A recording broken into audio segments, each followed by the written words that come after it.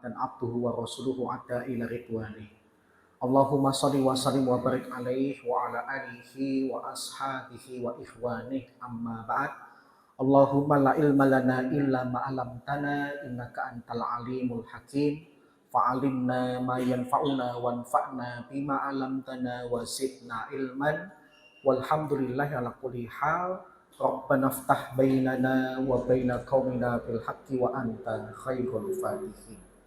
Alhamdulillah, pada kesempatan pagi hari ini Allah Subhanahu wa taala mengumpulkan kita kembali, dan pada kesempatan pagi hari ini tema yang akan kita bahas membahas sejarah singkat Nabi Muhammad SAW, yang pada kesempatan pagi hari ini kita akan mengambil tema Roda'atun Nabi SAW wa tufulatuhu, masa persusuan Nabi Muhammad SAW dan beberapa peristiwa yang terjadi di masa kecil beliau.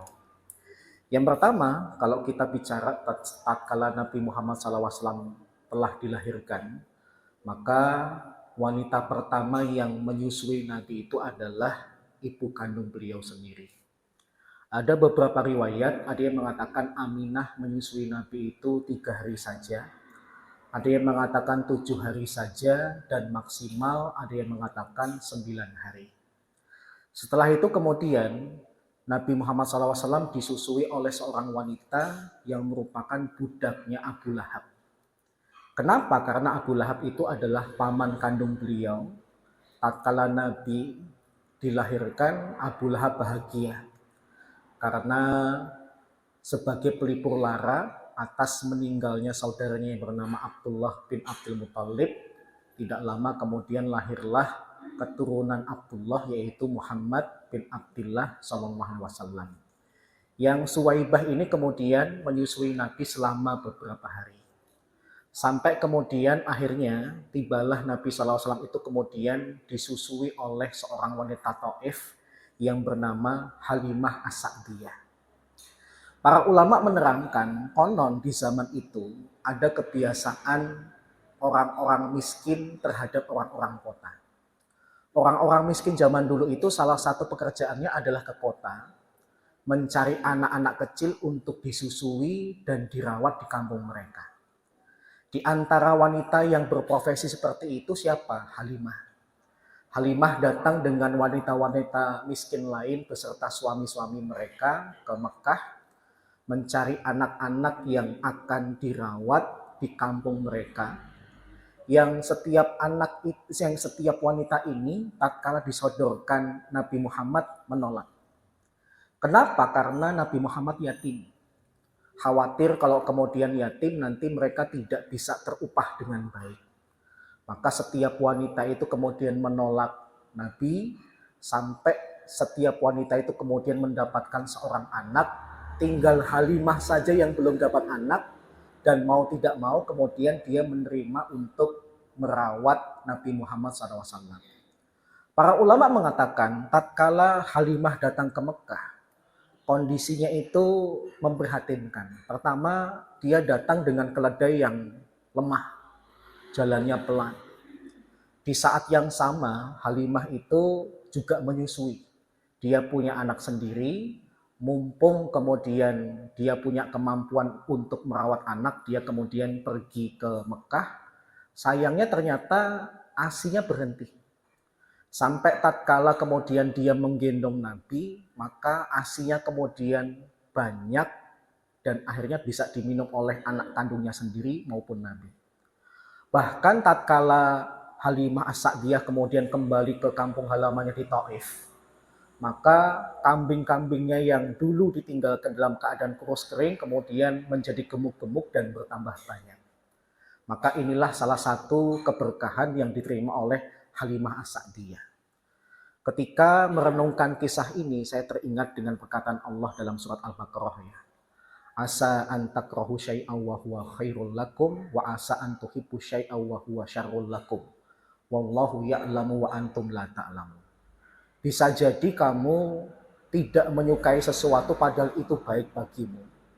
Dan bisa jadi kamu mencintai sesuatu padahal itu buruk bagimu. Dan Allah mengetahui sedangkan kalian tidak mengetahui.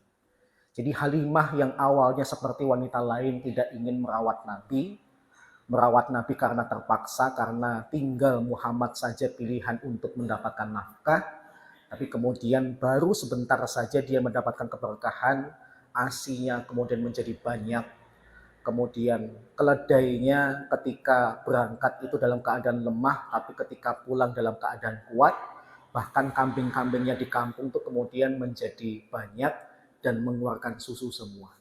Maka ini sebuah keberkahan yang dialami oleh Halimah As-Sa'diyah tatkala beliau mendapatkan amanah untuk menyusui dan merawat Nabi.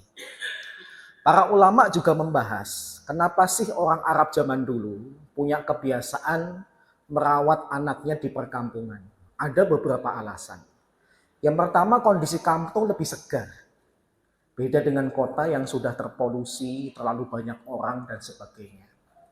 Yang kedua, bahasa orang kampung itu lebih terjaga. Beda dengan kota, karena interaksi mereka dengan orang lain itu terlalu banyak, maka seringkali kemudian bahasanya tidak terjaga. Bahkan bapak dan ibu kalau masih ingat tatkala umroh atau haji mendengarkan pembicaraan orang Arab zaman sekarang, itu kebanyakan bahasa yang digunakan itu adalah lughah amiyah. Bahasa yang sebenarnya tidak sesuai dengan kaidah. Disingkat-singkat, diseret-seret dan sebagainya, yang semakin menunjukkan kalau tidak kembali kepada kaidah yang asal, maka bisa membahayakan bahasa Arab yang asli. Maka orang Arab tidak ingin itu terjadi, anak-anaknya dirawat di kampung karena orang kampung masih menjaga orisinalitas bahasa dan masih menjaga kefasihan dalam bahasa. Kemudian di antara hikmah kenapa orang Arab zaman dulu menitipkan anaknya di kampung, karena dengan tinggal di kampung anak-anak itu jadi mandiri. Mereka akan mengikuti gaya hidup dari orang tua asuhnya. Karena orang tua asuh Nabi adalah seorang penggembala, maka mau tidak mau Nabi itu dari kecil juga sudah akrab dengan dunia gembala.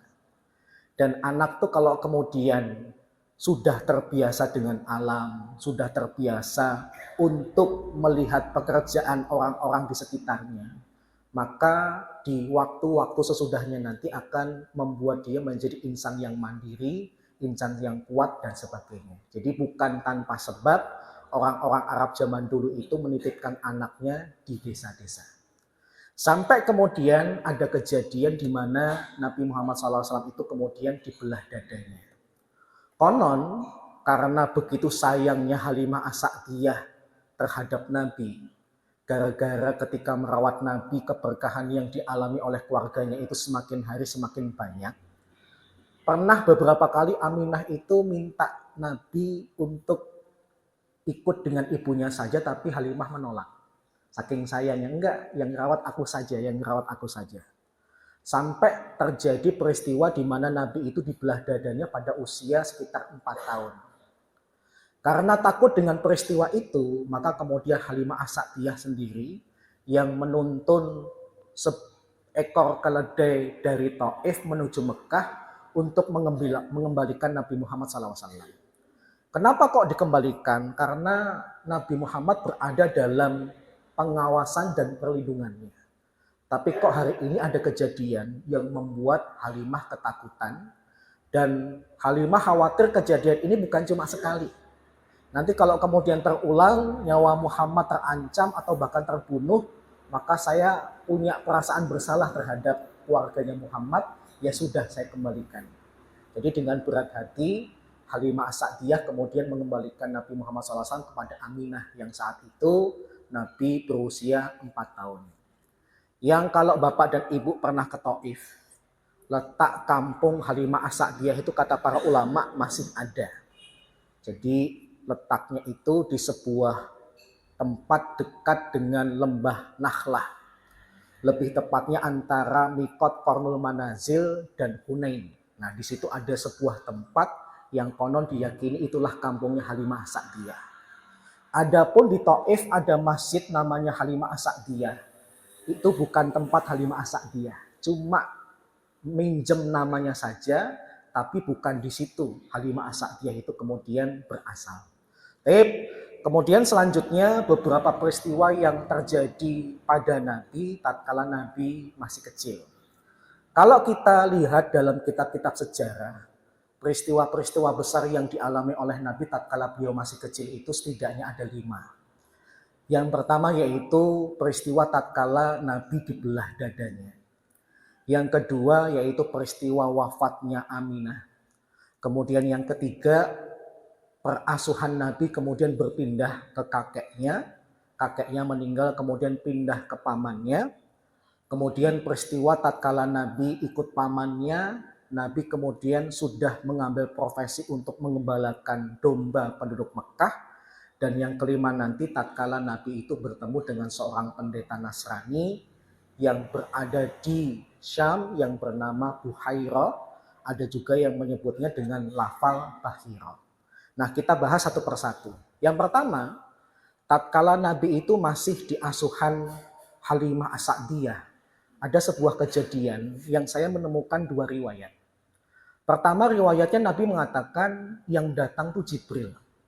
Jibril kemudian mengangkat Nabi SAW, kemudian meletakkannya di atas tanah tatkala Nabi itu sedang bermain dengan teman-temannya.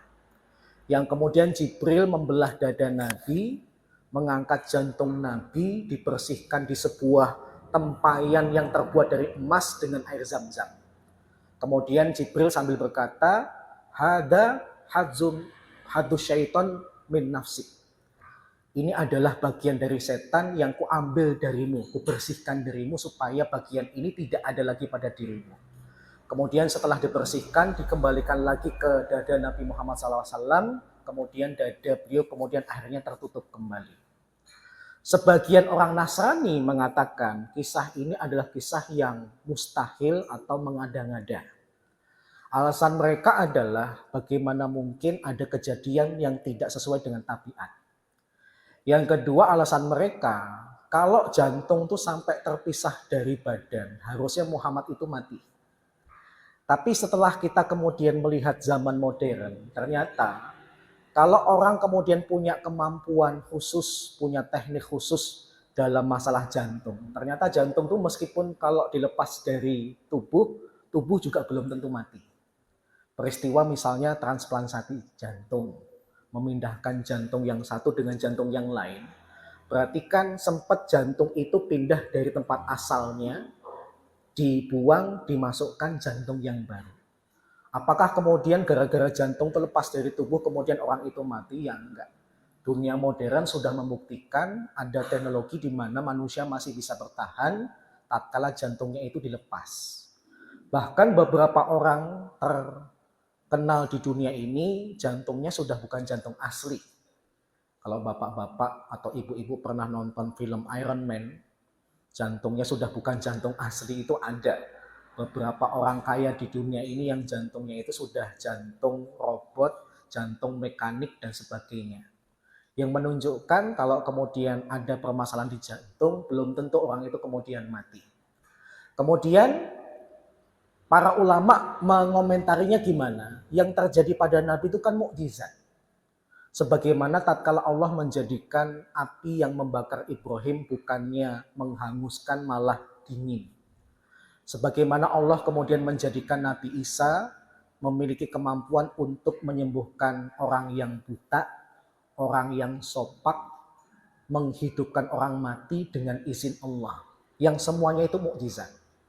Kalau Nabi Ibrahim mukjizatnya bisa diimani oleh orang Nasrani, Nabi Isa mukjizatnya bisa diterima oleh orang Nasrani, maka apa susahnya kemudian menerima yang terjadi pada Nabi ini juga sebuah mukjizat. Karena kalau sudah bicara tentang mukjizat, kadang-kadang memang tidak bisa dilogika. Karena kata mukjizat itu sendiri adalah sesuatu yang luar biasa, yang tidak mungkin terjadi kecuali atas campur tangan Allah sendiri. Tapi kemudian apa yang terjadi tatkala Nabi setelah ditutup dadanya? Kalau menurut versi pertama, Nabi itu kemudian berwajah pucat, teman-temannya lari, bahkan teman-temannya mengatakan inna Muhammadan qad qutila. Sesungguhnya Muhammad sudah dibunuh. Tapi ternyata Nabi kita ditakdirkan bukan untuk dibunuh tapi dibersihkan hatinya. Nabi kemudian pulang menemui Halimah As-Sa'diyah, ibu asuhnya, dalam keadaan kondisi pucat. Halimah kemudian khawatir, kemudian Nabi Muhammad cerita dari awal sampai akhir, tapi Halimah belum bisa menerima itu kejadian 100%. Halimah menyangka Nabi itu kerasukan setan, makanya kemudian dikembalikan kepada ibundanya. Kalau di riwayat yang lain, Nabi itu sedang menggembala domba dengan anaknya Halimah. Tatkala mereka berdua sedang menggembala, Nabi kemudian ketika ingin makan baru sadar mereka tidak membawa bekal. Maka Nabi SAW kemudian minta, kamu pulang deh ngambil makanan untuk kita, aku yang jaga gembalaannya. Maka anak dari Halimah As-Sa'diyah pulang ke rumah untuk mengambil makan, Nabi menjaga sendiri. Kemudian Nabi SAW itu dalam hadis melihat dua burung berwarna putih. Yang kemudian dua burung itu mendekati Nabi, kemudian menelungkupkan Nabi, kemudian Nabi dibelah dadanya. Yang meskipun bentuknya burung, tapi kemudian mereka berbicara dengan bahasa manusia yang bisa dipahami Nabi. Di antara pembicaraan yang pernah didengar oleh Nabi dari dua burung putih yang sebenarnya adalah malaikat itu, diantaranya Nabi ditakdirkan menjadi orang terbesar sepanjang masa. Maka tatkala kemudian Nabi sudah selesai dibelah dadanya, kemudian dua malaikat ini meninggalkan beliau, Nabi kemudian cerita kepada ibu asuhnya, kemudian ibu asuhnya cerita kepada Aminah, Aminah kemudian mengatakan, sungguh aku pernah melihat hal yang lebih dahsyat daripada itu, yaitu aku melihat cahaya-cahaya terang yang muncul dari daerah Syam. Menunjukkan Aminah mengakui anaknya bakal menjadi orang besar di kemudian hari. Ini peristiwa yang pertama. Peristiwa yang kedua adalah peristiwa wafatnya ibunda Nabi, yaitu Aminah. Para ulama mengatakan ibunda Aminah itu mengambil kembali ke pengasuhan Nabi dari usia 4 sampai 6 tahun. Dan tatkala Nabi sudah berusia 6 tahun, maka Aminah berkeinginan menuju Madinah untuk menziarahi makam suaminya. Jadi Abdullah itu meskipun orang Mekah tapi konon meninggal di Madinah. Maka berangkatlah Aminah dengan Nabi Muhammad hanya berdua. Mereka tidak bawa budak, tidak bawa kerabat dan sebagainya. Dan Aminah selain mengunjungi makam suaminya, konon dia juga mengunjungi kerabat-kerabatnya. Jadi konon Abdul Muthalib itu punya hubungan darah dengan orang-orang di Madinah. Maka Aminah kemudian mengunjungi kerabat-kerabatnya dari jalur suaminya. Setelah kemudian hajatnya selesai, dia kemudian ingin kembali ke kota Mekah, tapi Allah mentakdirkan di sebuah tempat antara Madinah dan Mekah, lebih tepatnya sebuah tempat sekitar 235 km dari Mekah, Aminah sakit kemudian meninggal di Abwa. Para ulama mengatakan Nabi saat ibunya meninggal melihat sendiri, bahkan tatkala kemudian Aminah meninggal, Nabi kemudian pulang sendiri ke Mekah. Jadi menunjukkan Nabi itu dari kecil sudah tertanam sifat mandiri dan keberanian. Dia nggak cengeng ketika ibunya meninggal, kemudian nanti pulangnya bagaimana dan sebagainya, tapi Nabi Muhammad usia 6 tahun sudah setegar itu dan sudah seberani itu untuk kemudian pulang sendiri ke kota Mekah. Kemudian peristiwa yang ketiga adalah tatkala Muhammad ayah dan ibunya sudah meninggal, maka kepengasuhan kemudian diambil alih oleh sang kakek, yaitu Abdul Muthalib. Konon Abdul Muthalib itu sangat cinta kepada Nabi karena bapaknya Nabi saja merupakan anak tercintanya Abdul Muthalib. Yang dulu pernah kita bahas, tatkala Abdul Muthalib berdoa kepada Allah untuk diberikan anak, ternyata diberikan anak yang banyak, sesuai dengan nadarnya dia akan mengorbankan salah satu, tapi ternyata setiap diundi nama Abdullah keluar. Sampai kemudian undian terakhir, untalah yang kemudian keluar, maka Abdul Muthalib begitu bahagia Abdullah tidak jadi disembelih, tidak jadi dikorbankan, kemudian cukup dengan membayar 100 ekor onta sebagai ganti atas undian-undian sebelumnya. Yang tatkala Abdullah meninggal, anak kesayang meninggal, tentu saja Abdul Muthalib sedih. Sebagai gantinya, cucunya menjadi kesayangan Abdul Muthalib. Bahkan Abdul Muthalib itu diriwayatkan, konon punya tempat untuk istirahat di bawah naungan Ka'bah. Jadi tempat yang begitu dekat dengan Ka'bah, ada tempat istirahatnya Abdul Muthalib yang tandanya adalah sebuah permadani.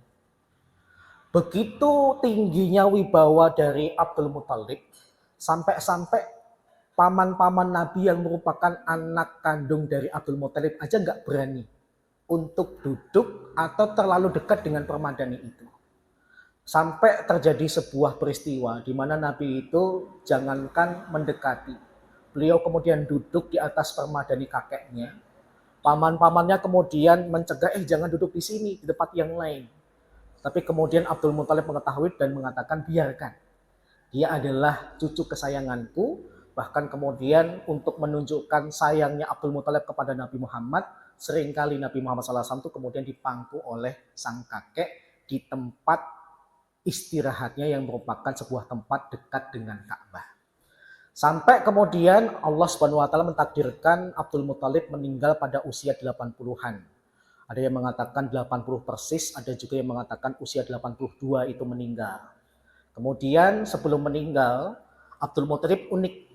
Dia berwasiat nanti Muhammad yang mengasuh adalah anakku yang bernama Abu Thalib. Para ulama mengatakan unik. Kenapa? Karena Abu Thalib itu dibandingkan saudara-saudara yang lain paling miskin.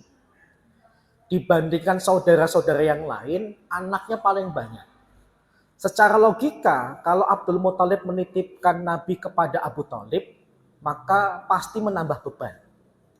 Tapi ternyata ada pertimbangan tersendiri dari Abdul Muthalib. Yaitu pertimbangannya apa? Abdullah dan Abu Thalib itu berasal dari ibu yang sama. Yaitu Fatimah binti Amr. Kita dulu pernah membahas Abdul Muthalib itu konon istrinya 4. Nah, di antara istri-istrinya ada yang bernama Fatimah binti Amr, lahirlah Abdullah, kemudian Abu Thalib. Alasan yang kedua, meskipun Abu Thalib paling miskin, anaknya banyak, tapi etikanya paling bagus. Maka Abdul Muthalib lebih suka apabila Muhammad ini diasuh oleh pamannya yang paling berakhlak. Jadi bukan jaminan ya, orang miskin kemudian miskin akhlak. Bisa jadi orang secara dohir miskin harta tapi kaya akhlak. Ada juga orang yang mungkin kaya harta tapi miskin akhlak, itu ada. Tapi kalau Abu Thalib kondisinya miskin harta tetapi kaya dengan akhlak. Maka Abu Thalib mencintai Nabi Muhammad, bahkan tidak membedakan Nabi Muhammad dengan yang lain. Yang membedakan Nabi Muhammad dengan yang lain itu justru istri Abu Thalib. Dia sangat menspesialkan Nabi Muhammad. Dia merasa iba anak sekecil ini sudah yatim piatu, sangat dicintai oleh mertuaku, maka Nabi Muhammad spesial di mata bibinya. Sampai ada sebuah peristiwa, kalau setiap masakan itu matang, yang dipanggil pertama kali Nabi Muhammad. Tapi Nabi Muhammad SAW itu punya sikap kedewasaan dari kecil. Ketika dipanggil bibinya untuk pertama kali makan, dia tidak menjawab. Bahkan dia sembunyi. Dia pastikan dia sembunyi, tidak diketahui oleh bibinya. Sampai anak-anak kandung dari bibi itu makan dulu, selesai, baru Nabi Muhammad keluar. Sampai bibinya itu kemudian tanya, kamu tadi aku panggil kok nggak ngerespon, kenapa? Apakah kamu sedang jauh dari rumah? Nabi Muhammad diam. Kenapa Nabi Muhammad tahu kalau beliau mengikuti kemauan bibinya, dia makan terlebih dahulu pasti akan menimbulkan permasalahan. Muhammad itu bukan saudara kita, dia cuma sepupu kita, tapi malah dispesialkan oleh orang tua kita. Nabi Muhammad mencegah konflik, maka Nabi Muhammad makannya belakangan. Meskipun bibinya menawarkan untuk Muhammad itu makan terlebih dahulu. Sampai kemudian Nabi Muhammad SAW melihat kondisi pamannya yang miskin, tidak ingin untuk menambah beban semakin berat, maka Nabi kemudian dari kecil mengambil profesi sebagai penggembala kambing. Nabi Muhammad SAW di sini pernah berkata, "Ma ba'asallahu nabiyan illa ra'al ghanam." Tidaklah Allah itu mengutus seorang nabi kecuali pasti menggembala domba. Dan bahkan kalau kita lihat di dalam Al-Quran, ada pembuktian. Misalnya, yaitu ketika kita membaca kisah Nabi Musa. Tatkala dia akan menikahi putri dari seseorang di Madian, maka kemudian dia menggembala domba dalam waktu 8 atau 10 tahun. Maka ini menunjukkan Allah memang punya tujuan tertentu, nabi-nabinya itu melewati fase menggembala domba dulu. Apa fungsi Allah Subhanahu wa taala membuat para nabi itu pernah menggembala domba? Yang pertama, menggembala domba itu menunjukkan ketawaduan. Di zaman itu, menggembala domba itu bukan profesi yang keren, identik dengan profesi yang diambil oleh orang-orang miskin. Maka apa yang bisa dibanggakan dari seorang penggembala domba? Yang kedua, dengan menggembala domba, banyak pelajaran yang diambil oleh Nabi. Pertama, menggembala domba itu butuh kesabaran. Karena domba itu beda dengan bebek. Bebek itu mudah diatur. Bapak ngambil kayu yang panjang, dikasih komando yang paling depan, nanti yang belakang ngikuti. Tapi kalau domba atau kambing itu enggak, Pak. Yang satu lari ke sana, yang satu lari ke sini. Butuh teknik untuk bisa mengumpulkan kambing atau domba yang punya sifat seenaknya sendiri. Kemudian Nabi ketika menggembala juga mengambil pelajaran untuk bisa baca cuaca. Karena tinggal di daerah padang pasir yang ada kemungkinan terjadi badai padang pasir yang merupakan sebuah kejadian yang bisa menimbulkan hilangnya nyawa baik binatangnya maupun pengembalanya, maka Nabi dari kecil harus bisa baca cuaca dan harus bisa menyelamatkan gembalaan-gembalaannya. Maka Nabi belajar yang kemudian pelajaran-pelajaran ini berguna tatkala beliau menjadi Nabi dan Rasul. Tatkala beliau menggembala domba, beliau mengambil pelajaran bagaimana bisa menuntun hewan-hewan yang lemah ini, yang punya kemauan untuk seenaknya sendiri. Maka Nabi kalau kita perhatikan, tatkala memimpin para sahabat, tidak jauh seperti menggembala domba. Ada sahabat yang memang patuh, tapi ada sahabat juga yang butuh pemahaman khusus dari Nabi, kesabaran dari Nabi untuk bisa kemudian taat kepada Nabi. Maka bukan tanpa sebab Allah Subhanahu wa taala menjadikan setiap nabi termasuk nabi kita Nabi Muhammad SAW dijadikan sebagai penggembala domba. Kemudian kejadian besar yang terakhir yang kemudian sering kita temukan dalam kitab-kitab sejarah adalah tatkala Nabi itu bersama dengan Abu Thalib berangkat ke Syam untuk berdagang. Sampai tatkala mereka beristirahat di sebuah tempat di Syam, mereka bertemu dengan seorang pendeta yang kalau orang Indonesia nyebutnya Buhairah. Tapi kalau orang Arab sebagian menyebutnya dengan istilah Bahiro. Yang pendeta ini tatkala para pedagang itu istirahat unik. Biasanya para rahib atau pendeta ini kalau ada tamu, mereka tidak akan mendatangi. Kalau para tamu ini butuh kepada mereka, mereka malah yang didatangi. Tapi uniknya Buhairah mendatangi kelompok yang membawa Nabi. Kemudian akhirnya Buhairah mendekati Nabi, kemudian dipegang tangannya. Sambil mengatakan, sungguh anak ini bakal menjadi orang terbesar di semesta alam. Orang-orang Quraisy yang menyertai rombongan Nabi itu kemudian berkata, kamu bisa tahu dari mana? Kemudian Buhairah mengatakan, bukankah dalam perjalanan tadi kalian menemukan setiap batu dan pohon pasti sujud kepadanya? Dan yang kedua, lihatlah tanda kenabian pada anak ini. Kalau dulu saya pernah mengatakan ada riwayat stempel kenabian itu daging seperti jenggir ayam yang besarnya tidak melebihi besar telur burung merpati. Berdasarkan kitab Asy-Syama'il Al-Muhammadiyah yang ditulis oleh Al-Imam At-Tirmidzi. Tapi kalau dalam versi ini, tanda kenabian Nabi itu seperti tai lalat besar. Yang kemudian ada bulunya terletak di bawah pundak. Maka dengan menunjukkan tanda-tanda itu, Buhairah yakin inilah anak yang disebutkan oleh Allah bakal menjadi nabi terakhir dan manusia terbesar.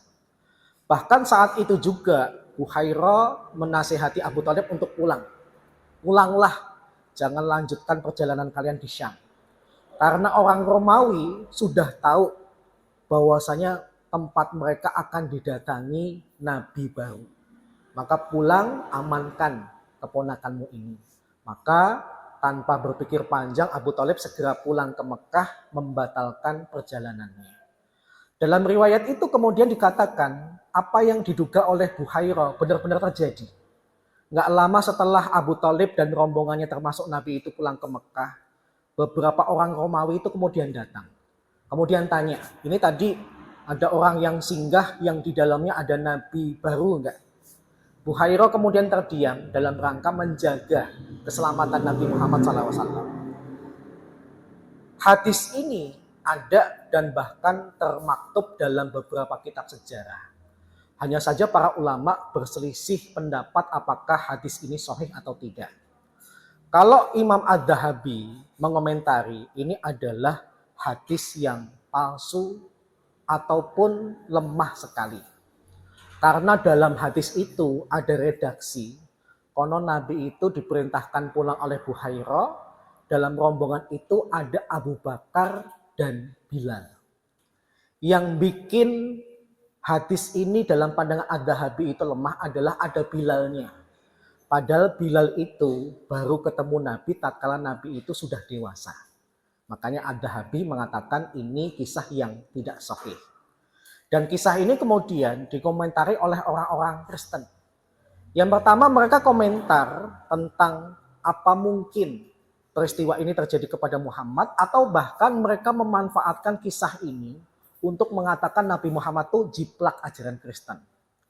Yang pertama tanggapan kita adalah, pertama hadis ini diperselisihkan oleh para ulama hadis. Adz-Dzahabi mengatakan hadis ini palsu sehingga tidak layak orang Kristen ngomentari.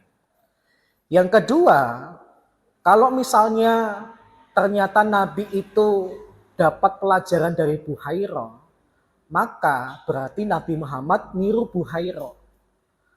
Timbul permasalahan kalau kemudian Buhairah itu Nasrani, Nabi Muhammad ngikutin agama Nasrani, kenapa orang Nasrani kemudian nolak Nabi Muhammad? Kalau ternyata ajaran yang didapat Nabi Muhammad persis seperti yang dia dapatkan dari Buhairah. Maka argumentasi mereka terbantahkan. Mereka bikin argumentasi lagi, yaitu Nabi Muhammad itu ketika ketemu Buhairah langsung dibacakan Al-Quran. Jadi Al-Quran itu bukan dari Jibril tapi dibacakan oleh Buhairah. Ini juga nggak masuk di akal. Pertemuan Nabi dengan Buhairah itu pertemuan singkat. Padahal Al-Quran itu terdiri atas 6.236 ayat. Memang berapa lama Buhairah itu kemudian ngajarin Al-Quran kepada Nabi Muhammad SAW. Argumen ini terbantahkan. Mereka bikin konspirasi palsu lagi dengan mengatakan, jadi ceritanya Buhairah sama Nabi itu surat-suratan. Karena yang tahu Al-Quran itu sebenarnya adalah Buhairah, maka secara bertahap Buhairah nulis wahyu Al-Quran kepada Nabi secara bertahap. Jadi akhirnya Muhammad mendapatkan seluruh wahyu dalam Al-Quran itu sebenarnya dari Buhairah. Maka ini pun juga susah dilogika. Pertama, Nabi kita itu adalah ummi. Orang yang ditakdirkan tidak bisa membaca dan menulis. Saya mengikut pendapat konon sampai Nabi wafat, beliau tidak bisa membaca dan menulis. Meskipun sebagian ulama ada yang berpendapat Nabi itu buta huruf pas di awal-awal saja. Di kemudian hari beliau bisa membaca dan menulis. Yang kedua, kalau kemudian kita lihat ayat-ayat ini diturunkan, maka juga nggak mungkin sesuai dengan apa yang sudah diketahui oleh Buhairah. Misalnya ayat-ayat yang berkaitan dengan perang Uhud. Kan peristiwanya perang Uhud terjadi dulu, baru kemudian ayatnya diturunkan. Maka aneh, bahkan menggelikan kalau kemudian sudah ada peristiwanya, sudah ada ayatnya, padahal peristiwanya belum terjadi.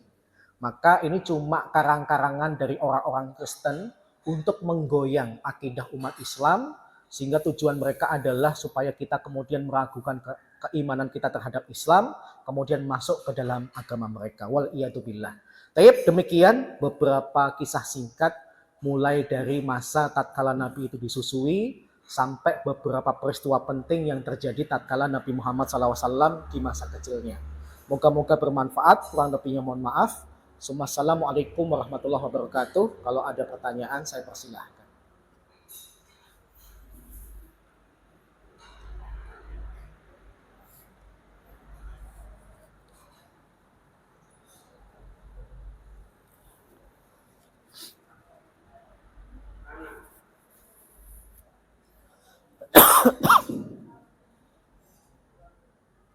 Sebelum saya tawarkan dulu kepada Bapak yang mau bertanya, silakan. Pak Margono dulu.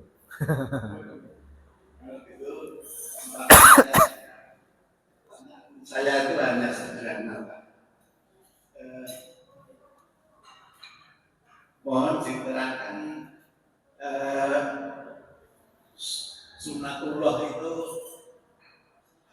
artinya apa dan penjelasannya bagaimana. Itu saja dulu, Pak. Nanti mungkin ada yang berdebat. Terima kasih. Ya. Taib, makna sunnah itu banyak. Di antara makna sunnah itu adalah jalan yang diikuti. Di antara makna sunnah itu adalah sistem.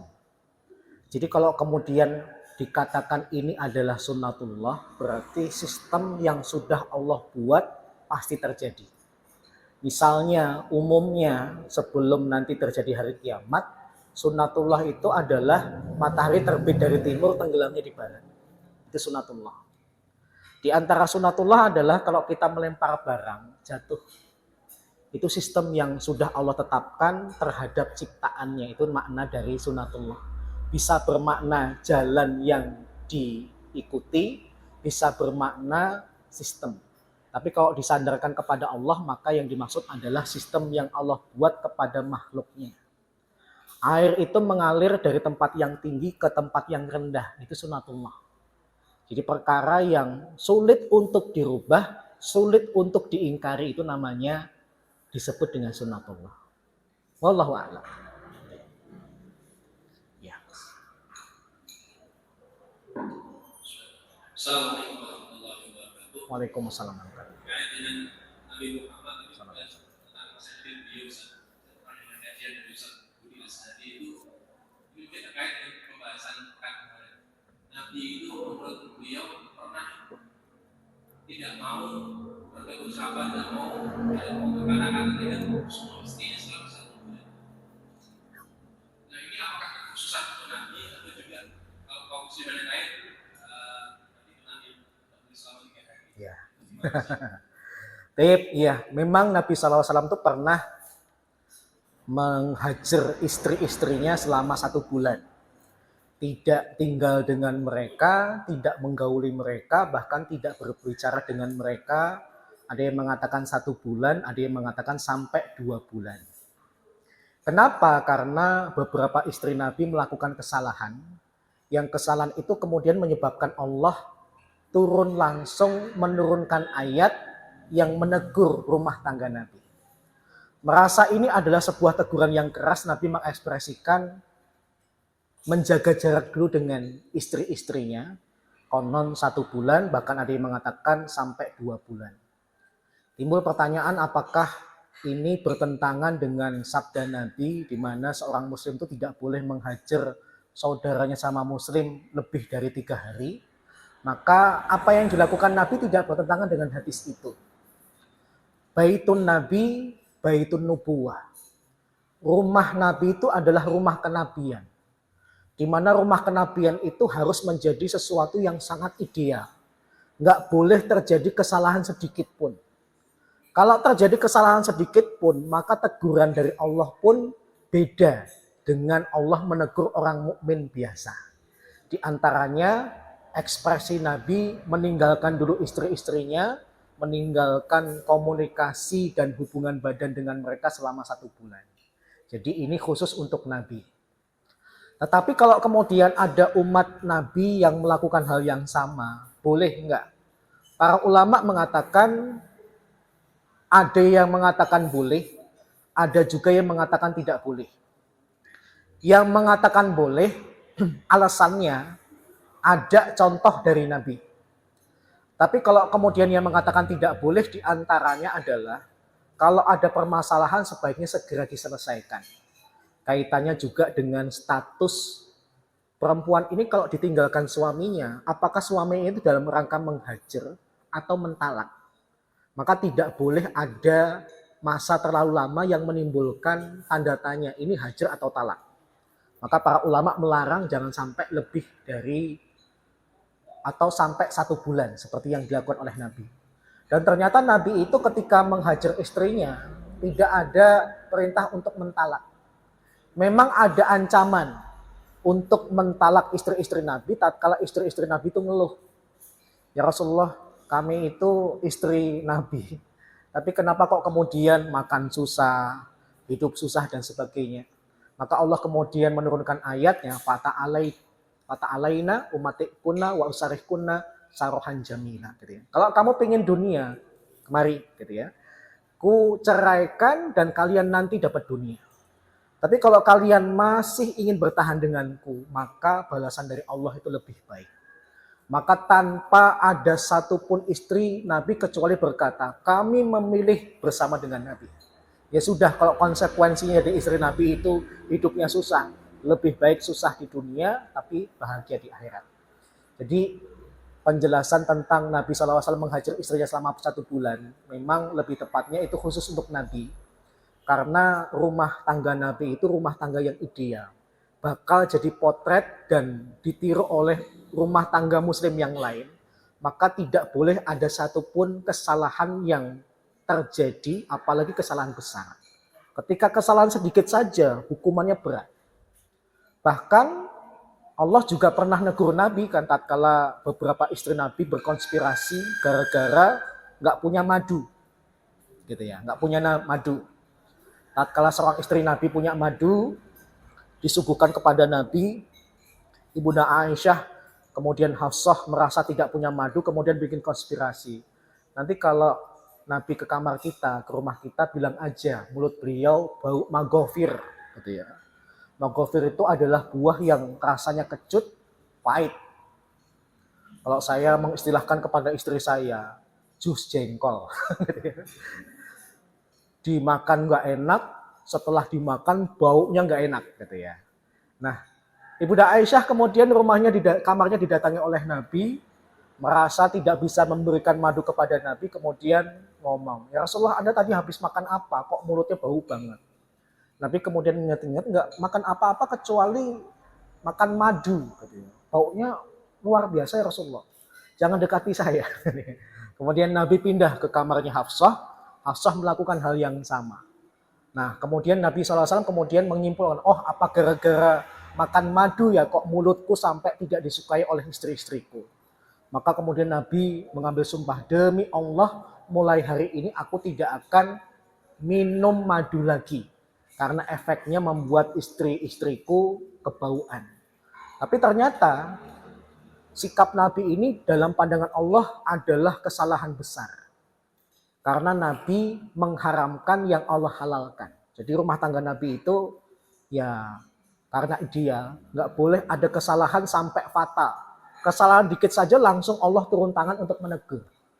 Nah diantaranya yaitu tadi Nabi menghajar istrinya sampai 1 bulan. Wallahu a'lam. Wallahu a'lam. Ada lagi? Oh ya. Istilah Habib yang ada di Indonesia ini, apakah itu menunjukkan Habib itu bersambung nasabnya ke Nabi Muhammad SAW? Yang pertama, memang ada Habib yang asli, memang ada Habib yang palsu. Ya. Pernah dilakukan penelitian oleh seorang pakar DNA dunia, tatkala dia ketemu dengan orang Iran yang berpakaian seperti seorang muslim, sebenarnya dia orang Syiah, yang kemudian membangga-banggakan nasabnya. Kami ini adalah keturunan Muhammad. Maka sebagai seorang pakar DNA kemudian dia neliti. beberapa orang-orang di Iran tuh yang ngaku sebagai Habib, sebagai keturunan Nabi itu kemudian diambil sampel DNA-nya, diteliti.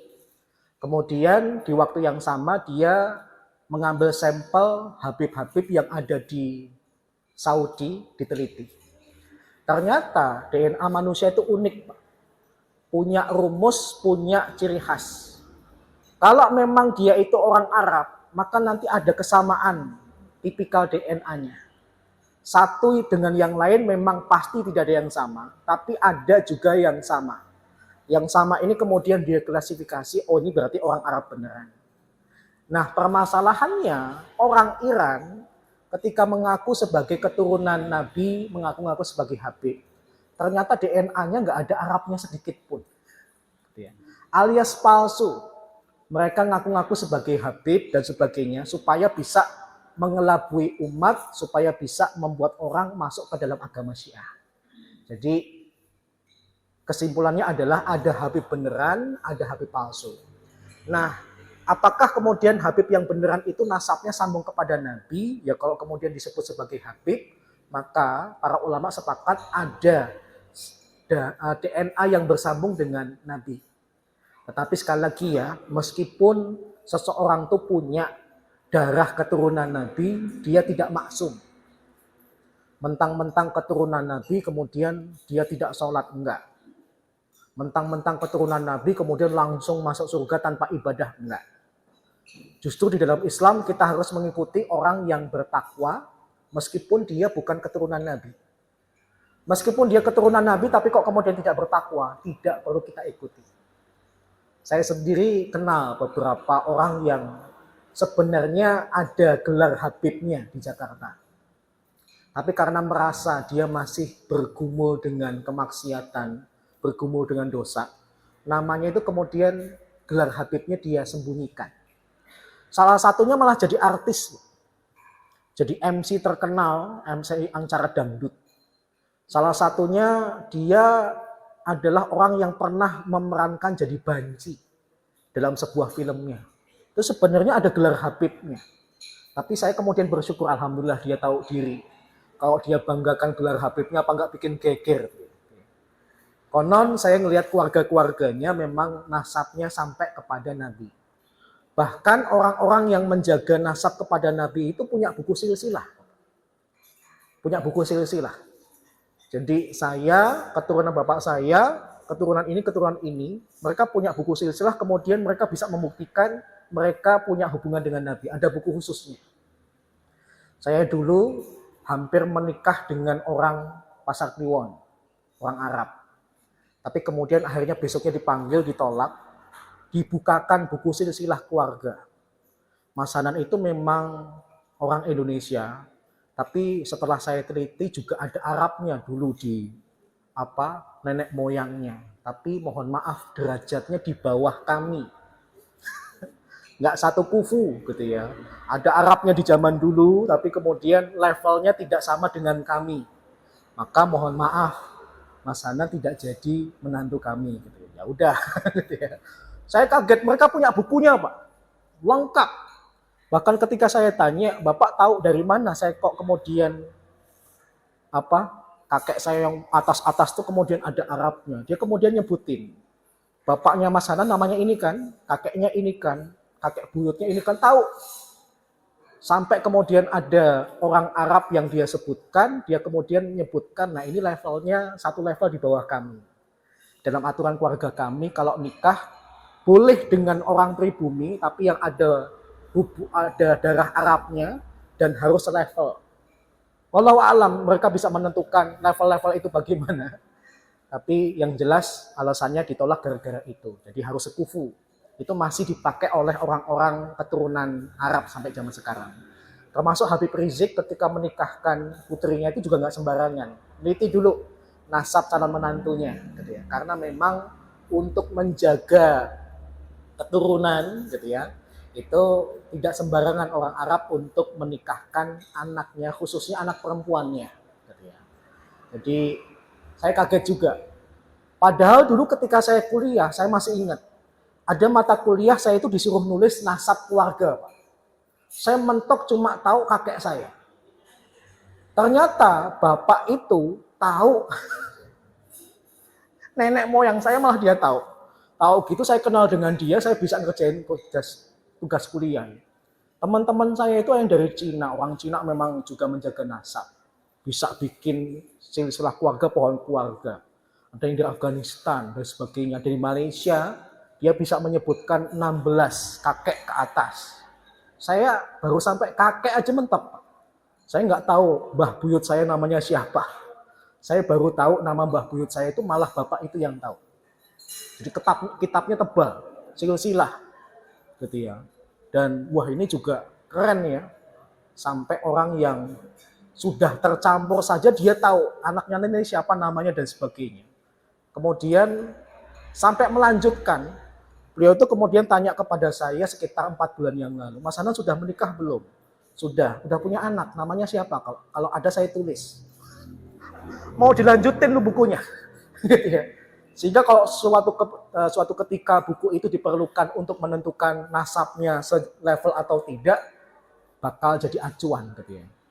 Wallahu alam cara nyusunnya bagaimana, tapi saya akuin jempol itu buku yang sangat jarang gitu ya. Wallahu alam. Baik. Demikian ya. Moga-moga bermanfaat, kurang lebihnya mohon maaf. Kita tutup dengan doa kafaratul majelis dan hamdalah subhanakallahumma wa bihamdika asyhadu an la ilaha illa anta astaghfiruka wa atubu ilaik. Assalamualaikum warahmatullahi wabarakatuh.